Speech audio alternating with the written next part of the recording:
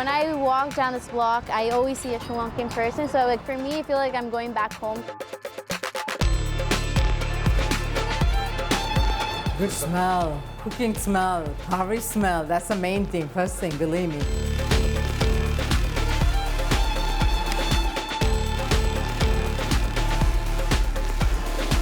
Everyone who's Sri Lankan on Staten Island, we know of each other, right? Or then they come and greet you. Then they come and invite you to have tea or coffee. It's good to live around with a lot of people that from the same country. On the weekend, get together, play some cricket.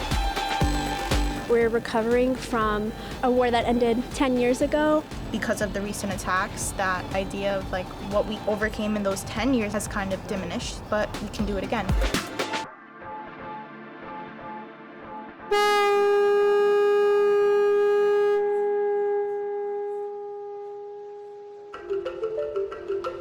Staten Island is home to around 5,000 people of Sri Lankan descent. It's the largest concentration in the New York City area, and one of the largest outside Sri Lanka. Thousands of miles from the island nation, this community is coming together to heal in the wake of decades of violence, including a 30-year civil war.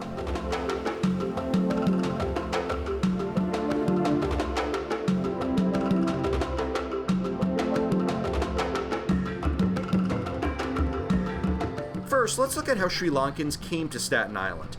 Little Sri Lanka is the center. It's a stretch of restaurants and shops along Victory Boulevard and Bay Street in the Tompkinsville section.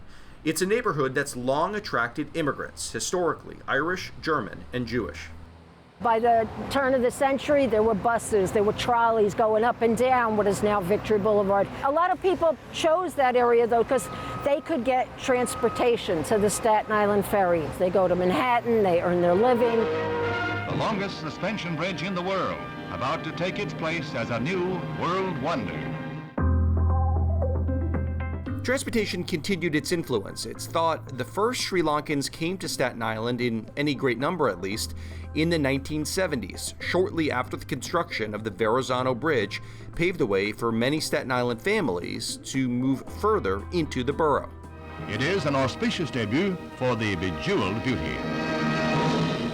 The focus, when the bridge opened on November 21st, 1964, moved to central Staten Island, where all the farmland was, because developers, in anticipation of the bridge's opening, bought acres and acres of land to build two-family houses. Rent prices went down in Tompkinsville, and that, along with the neighborhood's proximity to Manhattan, drew more newcomers. The North Shore, the East Shore always attract the new immigrant groups. Among them, Mexicans, Albanians, and of course, Sri Lankans. This is especially on my mutton curry from my mother-in-law. So you got along with your mother-in-law? Yes, yeah, oh yeah, I have along with my mother-in-law. She's good, she's good. Vijay Devadas started her restaurant New Asha on Victory Boulevard nearly 20 years ago.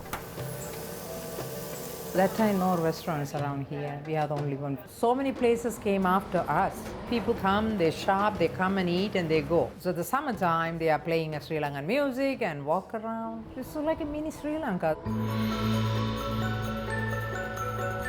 It's like safe, and they feel like family's also nearby, so that's how the community kind of built up. Yeah, one person comes and then another person, and it keeps coming. Because it's like, because we believe obviously New York has great opportunities and jobs. Nowhere is Sri Lankan's culture more on display than at a nearby museum on Bay Street. Julia Vijayasinghe started the Sri Lankan Art and Cultural Museum of New York 2 years ago. She was just 18 years old. She first ran the museum out of the basement of her family's restaurant before expanding to a larger space down the street. For me, this was like a dream. Like, all I wanted to do was to represent Sri Lanka and kind of share my culture. She gathered artifacts during yearly trips to see her grandmother in Sri Lanka, packing them in a shipping container. For Julia, the effort to bring artifacts to her home and neighborhood was worth it. In the beginning, I thought I should have the museum in Manhattan, where every other museum is at, right? But then I thought there's no better place to have a Sri Lankan museum but in the community itself. Even as the community roots itself here, It's still recovering from the Sri Lankan Civil War, a conflict that was born out of ethnic tensions. Tamil speakers make up about 25% of Sri Lankans, while Sinhalese speakers make up the remaining three-quarters. Tamils felt discriminated against and called for an independent homeland.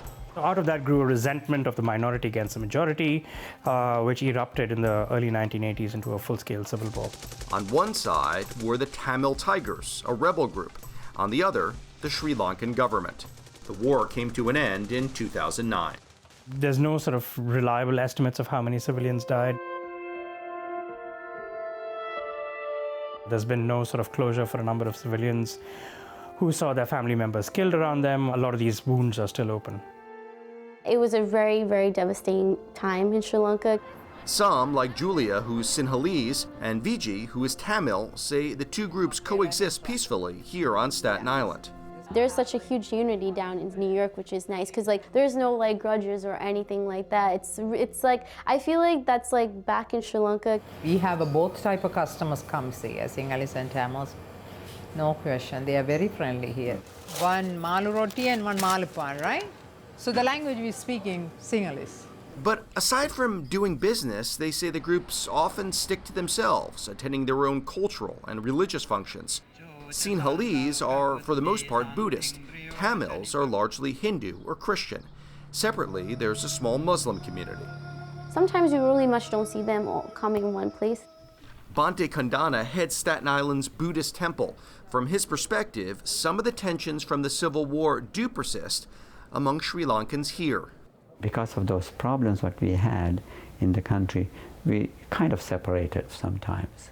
Distrust, mistrust is still there. It would be a nice thing that we all can come together and doing. That could be really a blessing to the community here as well as the, back home. While we were filming this story, a different tragedy struck in Sri Lanka. I'm Shannon Ferry with the New York 1 Minute. The NYPD says it's monitoring the situation in Sri Lanka after multiple bombs tore through several churches and hotels. There are at least 200 people who have been killed. ISIS is now claiming responsibility. 7 suicide bombers carried out yesterday's deadly Easter Sunday attacks. According to published reports, they belong to a radical terrorist group called the National Tawhid Jama'at. We all stand together at the time of despair so that we could get through this valley of darkness. Staten Island Sri Lankan community gathered for a vigil shortly after the attacks. I was surprised since it was 10 years since the Civil War ended. It was the deadliest attack Sri Lanka has experienced since the war ended. There have been these pinprick attacks of violence, community on community, but nothing on this scale and nothing with this kind of reach. Even though this is a different ideological conflict, the violence triggered painful memories and reignited fears.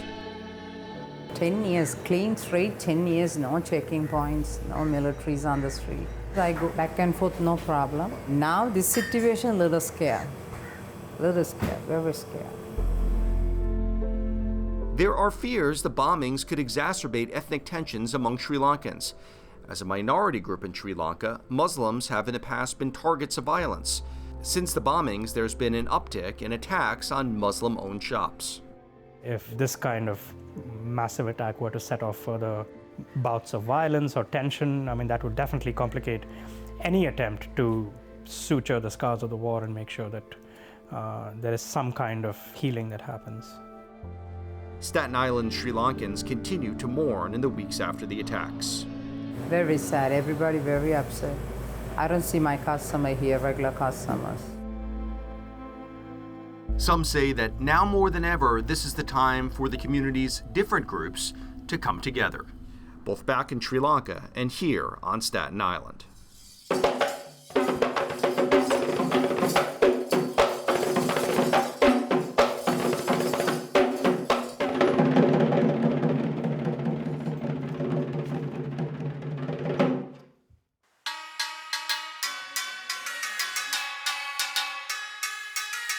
Every time, I guess, our country is in a bad spot, we all feel it. It does not matter which part of the world we're in. We stay together and sort of support each other.